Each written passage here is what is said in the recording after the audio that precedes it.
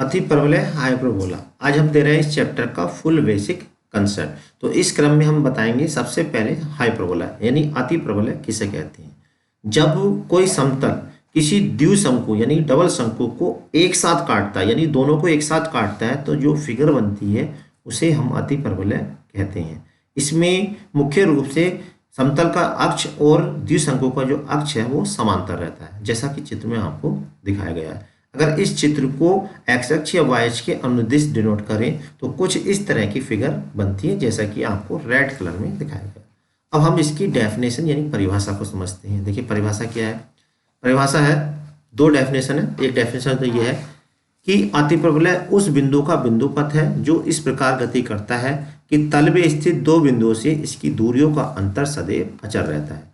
यानी P जो है वो इस तरह से मूव करता है कि P की S और S' से इनकी दूरियों का जो अंतर ले, कहीं भी ले ले हम। देखिए मान लीजिए ये वाला पॉइंट यहाँ भी आ सकता है P पे, ये वाला पॉइंट यहाँ भी हो सकता है, कहीं भी ले लें, लेकिन इनका जो डिफरेंस है वो अचर आएगा, कांस्टेंट आएगा। और जो डिफरेंस आता है वो 2a के इक्वल आता है। ये चीज़ हम आगे भी पढ़ेंगे। ठीक है, PS' माइनस PS क्या आता है, अचर राशि। और वो कहीं भी पॉइंट होगा उनका जो डिफरेंस आएगा वो सोल्व होके वो हमेशा 2a आएगा। यहाँ पे हो सकता है P' और P'। ठीक है, और कहीं भी हो सकता है इस पे। तो सभी जगह PS' और PS का जो डिफरेंस आएगा वो अचर राशि आएगा। एक डेफिनेशन और है इसकी। दूसरी डेफिनेशन ये है, अति परवलय उस बिंदु का बिंदुपथ है जो इस प्रकार गति करता है कि एक स्थिर बिंदु नाभि से दूरी, इस बिंदु P इस तरह मूव करता है कि इस P की नाभि से दूरी यानी कि PS, नाभि से दूरी क्या कहेंगे, PS, तथा एक स्थिर रेखा नियता, स्थिर रेखा को बोलते हैं नियता से दूरी, नियता से दूरी क्या, PM का अनुपात, अनुपात का मतलब हो गया ये बटा, अनुपात सदैव अचर।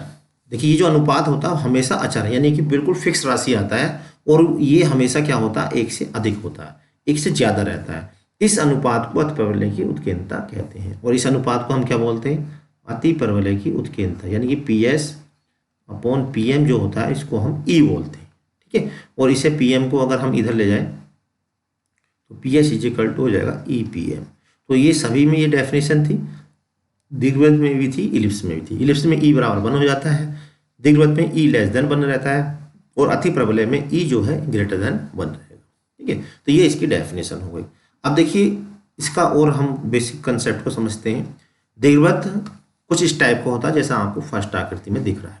ठीक है, अगर हम इस दीर्घवृत्त को इस पॉइंट से यहाँ से कट मार दें, काट दें, और काटने के बाद इसको घुमा दें तो देखिए इस तरह की आकृति यानी कि अति परवलय प्राप्त होता है। दोबारा फिर समझें, अगर हम दीर्घवृत्त को कहाँ से, यहाँ से कट मार दें, जो मैंने लाइन खींची है, और इसको घुमा दें तो घुमाने से क्या होगा, जो रेड लाइन है तो वो तो अंदर पहुंच जाएंगी, और ये वाला जो भाग है चूंकि कट गया बाहर की ओर खुल जाएगा इस तरह से। तो इसलिए जितने भी सूत्र दीर्घवृत्त के होते हैं वही सूत्र अति परवलय के भी होते हैं, क्योंकि दीर्घवृत्त को बीच में से काटने पर अपोजिट डायरेक्शन में घुमा देते हैं तो अति परवलय बनता है। ठीक है, तो यहाँ पे ये क्या कहलाती थी, ये कहलाती है दीर्घवृत्त की नियताएं, और यहाँ ये क्या कहलाएंगी, अति परवलय की नियताएं। अब यहाँ पर देखिए, यहाँ से अगर हम समझे तो ये जो दूरी है ये वाली, यानी नियताओं के बीच की जो दूरी है वो इससे कम हो गई। तो इसका मतलब क्या हुआ, क्यों हुई कम, क्योंकि दीर्घवृत्त में क्या था, ये था देखिए PS अपॉन ये था A अपॉन E, नेताओं के बीच की दूरी क्या थी, A अपॉन E, ये थी 2A अपॉन E। तो यहाँ E जो था वो लेस देन 1 था, इसलिए ये दूरी अधिक आई। अब इसमें क्या है, ये होगा 2A अपॉन E, फॉर्मूला यही रहेगा, लेकिन E क्या होगा, वो ग्रेटर देन 1 होगा, यानी 1 से अधिक होने की वजह से क्या होगी, नियताएं पास में आ जाएंगी। ठीक है, तो अब यहाँ पर देखिए दूसरी बात, ये चीज़ देखिए बिल्कुल सेम टू सेम रहेगी, यानी कि यहीं से क्या करा है, इसको घुमा दिया। तो कहने का मतलब ये है कि इसका जो दीर्घवृत्त का जो दीर्घाक्ष था वो इस अति परवलय का दीर्घाक्ष हो जाएगा, लेकिन हम इसे दीर्घाक्ष नहीं कहेंगे, इसे कहेंगे अनुप्रस्थ अक्ष। इसी तरह से ये जो पॉइंट है वो भी बिल्कुल सेम टू सेम रहेगा। यहाँ वहाँ बोलते थे लघु अक्ष, और इसे बोलेंगे हम संयुग्मी अक्ष। तो इसके देखिए नाम मैं दे देता हूँ, कुछ नाम देंगे तो इस तरह से बन जाएगा। तो नाम देने के बाद देखिए यहाँ पर S और S' दीर्घवृत्त की नाभियाँ कहलाएंगी, और यहाँ पे देखिए S कहाँ पहुँच गए, यहाँ आ गए। तो देखिए नाभियों की बीच की दूरी क्या है, बढ़ गई है, यहाँ कम थी और यहाँ कैसा बढ़ गई है। उसके बाद BB' वहाँ कहलाते थे लघु अक्ष, और इसे हम बोलेंगे संयुग्मी अक्ष। BB' को संयुग्मी अक्ष, ए डैश क्या कहलाते हैं, शीर्ष कहलाते थे, यहाँ भी इन्हें शीर्ष ही बोलेंगे हम ए डैश को। जेड डैश नियताएं कहलाती हैं, नियताओं की दूरी ज़्यादा थी, अब इसमें कम हो गई, नेताओं की दूरी कम हो गई और नाभियों की दूरी बढ़ गई। अब देखिए मैं इनके जो है नाम भी लिख देता हूँ जिससे आप अच्छे से समझ जाएं। तो यहाँ पर देखिए ये मैंने सबके नामकरण कर दिया जिससे आप अच्छे से इसको देख लें। इसे हम लघु अक्ष बोलते हैं, इसको ये वाला दीर्घाक्ष कहलाता है इसमें दीर्घवत में, और इसमें लघु अक्ष को हम बोलेंगे अनुप्रस्थ अक्ष, और जो लघु अक्ष होता है दीर्घ अक्ष को बोलेंगे अनुप्रस्थ अक्ष, और इसके लघु अक्ष को बोलेंगे संयुग्मी अक्ष। नियताएं देखिए सेम वही है, ठीक है। अब दीर्घवत का जो समीकरण होता है वो ये होता है, और अति प्रबलय का समीकरण में ये होगा। अंतर क्या हुआ यहाँ पे देखिए, प्लस के स्थान पे आ गया है माइनस, ठीक। यहाँ पे क्या है, प्रतिबंध ये होता है relation v square is equal to a square 1 minus e square, ये रिलेशन होता है। और यहाँ भी देखिए रिलेशन वही होगा, बस अंतर क्या होगा, v square is equal to a square 1 minus की जगह ई स्क्वायर माइनस 1 हो जाएगा। क्यों हो जाएगा यहाँ पे, क्योंकि यहाँ पे ई जो है वो लेस देन 1 है, यहाँ पे ई ग्रेटर देन 1 है, तो ग्रेटर देन 1 होने की वजह से ई पहले आ जाएगा, ठीक है। ये चीज़ यहाँ पे चेंज हो जाएगी रिलेशन, और समीकरण में माइनस आ जाएगा, ठीक। बाकी सब कुछ वही रहेगा जो कि दीर्घवत का है। नाम हमने इसे दीर्घ अक्ष को क्या कह दिया, प्रस्थ अक्ष कह दिया, और लघु अक्ष को क्या बोल दिया, संयुग्मी अक्ष बोल दिया, ठीक है। तो सारे फॉर्मूले वही रहेंगे इसके अति प्रबलय के जो दीर्घवत के हैं। चलिए इसके जो कोऑर्डिनेट है वो हम लिख लेते हैं और कंपैरिजन करते चलेंगे जिससे आपको याद करने में सुविधा हो। अब देखिए हम जानते हैं दीर्घवत की जो नाभि होती हैं वो होती है a, 0 और यहाँ पे -a, 0, यानी कि प्लस माइनस a, 0। तो अति प्रबलय की भी नाभि बिल्कुल सेम वही रहेंगी, a, 0 और -a, 0। देखिए कोई अंतर इसमें नहीं आया। केंद्र क्या थे, दीर्घवत का केंद्र होता है 0, 0 और अति प्रबलय का भी केंद्र वही रहेगा 0, 0, ठीक। इसके बाद जो शीर्ष होते हैं दीर्घवत के वो होते हैं a, 0 और यहाँ पे -a, 0। तो देखिए अति प्रबलय का भी शीर्ष वही रहेंगे, कोई चेंजिंग नहीं होगा, यानी कि वही फॉर्मूला होगा a, 0 और ये -a, 0, ठीक है। इसके बाद इसके जो लघु अक्ष होता है उसके शीर्ष होते हैं 0, b और इसके 0, b। तो यहाँ भी बिल्कुल सेम वही रहेंगे 0, b, बस लघु अक्ष की जगह हम इसे बोलेंगे संयुग्मी अक्ष 0, b। वहाँ देखिए दीर्घ अक्ष की जो लंबाई थी वो कितनी थी, 2a थी, तो यहाँ भी जो अनुप्रस्थ होगा उसकी जो लंबाई होगी वो 2a ही होगी। संयुग्मी अक्ष की लंबाई वहाँ 2b थी, संयुग्मी अक्ष की लंबाई यानी ये सॉरी लघु अक्ष की लंबाई थी वहाँ पर 2b, तो यहाँ भी देखिए 2b रहेगी, संयुग्मी अक्ष की लंबाई कितनी हो जाएगी 2b। अब उसके बाद नाभियों के बीच की दूरी थी 2ae, नाभि कौन सी, ये वाली, यहाँ से यहाँ तक की जो दूरी थी वो थी 2ae। तो अब भी देखिए नाभियों के बीच की दूरी 2ae होगी, लेकिन ये दूरी बढ़ गई, किस वजह से बढ़ गई, क्योंकि e की वैल्यू बढ़ने से। नाभियों के बीच की दूरी अब भी वही रहेगी 2ae, यानी कोई अंतर फॉर्मूले में नहीं आएगा। नियताओं के बीच की दूरी पहले कितनी थी, यहाँ से यहाँ तक की नियताओं के बीच की दूरी, यानी यहाँ से ये वाली नियताओं के बीच की दूरी थी 2a/e, पहले ज़्यादा थी क्योंकि e कम था। अब भी नियताओं के बीच की दूरी वही रहेगी जो कि पहले थी, यानी कि 2a/e रहेगी, लेकिन e की वैल्यू यहाँ 1 से अधिक होने की वजह से दूरियाँ कम हो गई, ठीक है।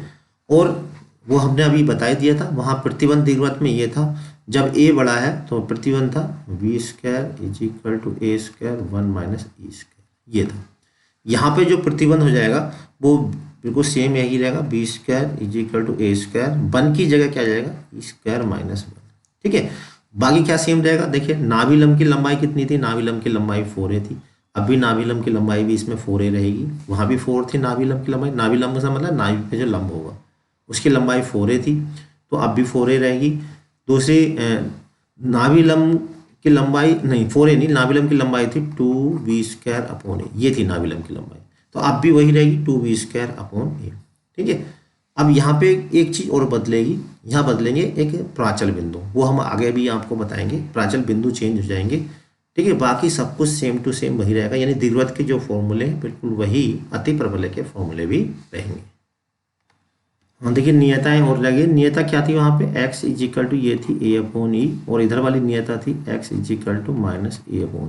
अब भी नियता बिल्कुल सेम वही रहेंगी, नियता का equation x is equal to हो जाएगा यहाँ पे a अपॉन ई वही रहेगा, बस यहाँ पे e की वैल्यू बढ़ने से ये नज़दीक आ गई।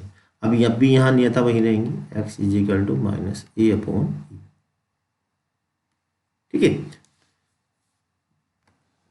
तो अब हम चर्चा करते हैं जब b इज ग्रेटर देन हो a, यानी कि जब इसका दीर्घाक्ष, इसका y अक्ष हो और लघु अक्ष क्या हो, x अक्ष हो, तो क्या होता है, जो वही फॉर्मूले बिल्कुल सेम टू सेम होंगे, बस समीकरण में देखिए अंतर देखिए जरा ध्यान से। समीकरण में क्या होगा, यहाँ पे एक तो माइनस होगा और बराबर में माइनस आएगा।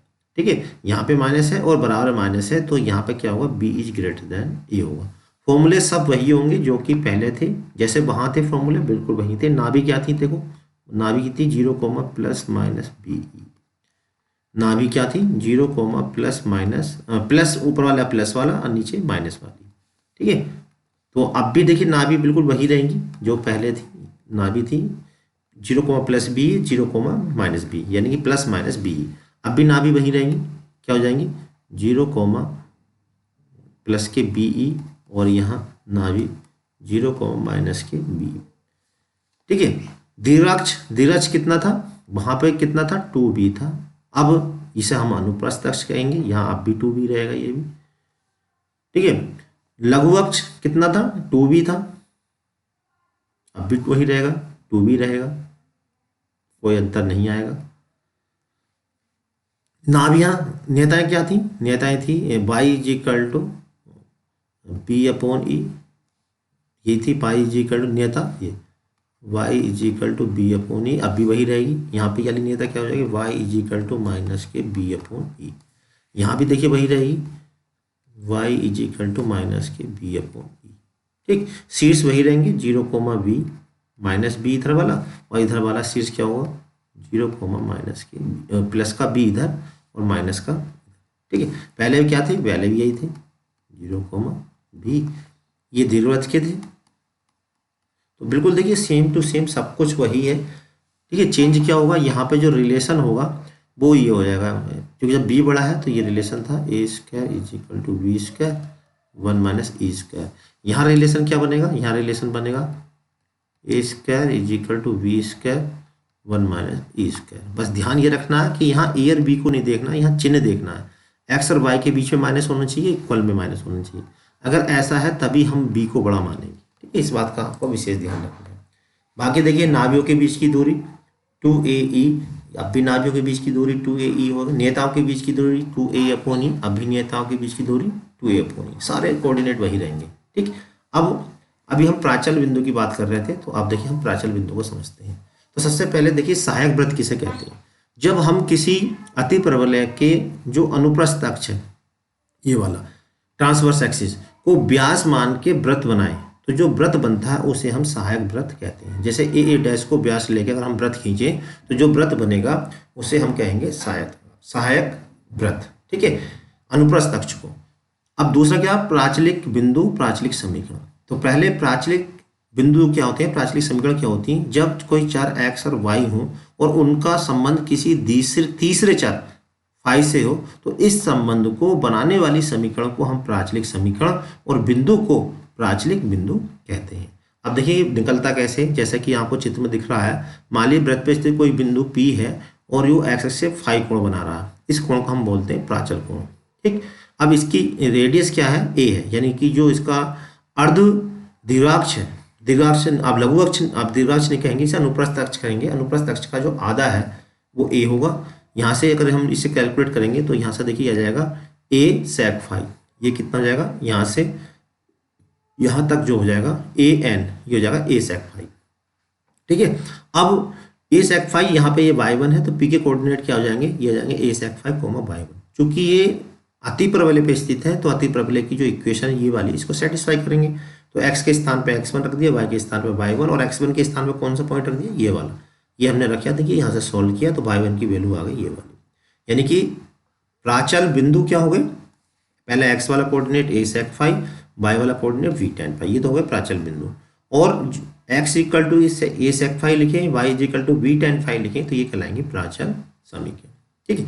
अब इसके बाद हम बताएंगे आपको किसी बिंदु की स्थिति बताना अति प्रबलय से कि वो बिंदु अति प्रबलय के अंदर है या बाहर है। तो ये पता करने के लिए ये देखिए, जैसा कि पहले था बिल्कुल सेम वही है।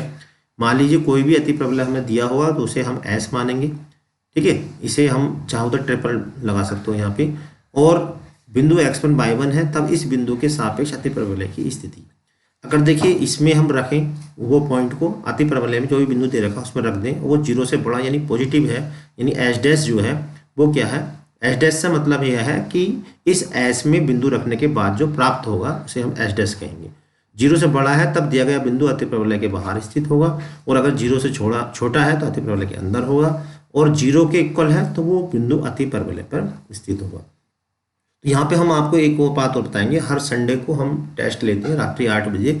उस टेस्ट में जो टॉप 10 होते हैं उसके नेम हम वीडियो के लास्ट में दे रहे हैं। तो उसी क्रम में देखिए, ये 7 फरवरी 2021 रविवार को टेस्ट हुआ था, और उसमें जो सर्वश्रेष्ठ अंक आए यानी कि 200 में से 200 अंक इन 3 बच्चों ने प्राप्त किए हैं, राज मणि त्रिपाठी, राकेश विश्वकर्मा और अनुज अग्रवाल। ये प्रतापगढ़ के हैं, ये SLN और ये गाजियाबाद के, और सब यूपी के। उसके बाद जो दूसरे स्थान पर रहे हैं वो 4 बच्चे रहे हैं, प्रियपाल सिंह, सुदर्शन यादव, रविंद्र यादव और विनोद कुमार मौर्य। इसके बाद फिर तीसरे स्थान पर भी देखिए 4 बच्चे रहे, 1 2 3 4। ये नाम इनके हैं, विनोद कुमार मौर्य, विनय कुशवाहा, रविंद्र नाथ पांडे, प्रीतपाल कौर और नेमपाल सिंह। ये डिस्ट्रिक्ट लिखी है इनकी और ये यूपी लिखी है। अगर आप भी उस टेस्ट में पार्टिसिपेट करना चाहते हैं तो आप टेस्ट में पार्टिसिपेट कर सकते हैं। उसका लिंक हम टेलीग्राम चैनल पर देते हैं, और 50 क्वेश्चन होते हैं, 1 घंटे का समय होता है। जो टॉप 10 में आते हैं उनके नाम हम वीडियो के लास्ट में देते हैं। अगर आपको वीडियो पसंद आया तो वीडियो को लाइक और चैनल को सब्सक्राइब करना बिल्कुल मत भूलिएगा। अगली वीडियो तक के लिए हमारे चैनल बने रहें। तब तक के लिए जय हिंद, जय भारत।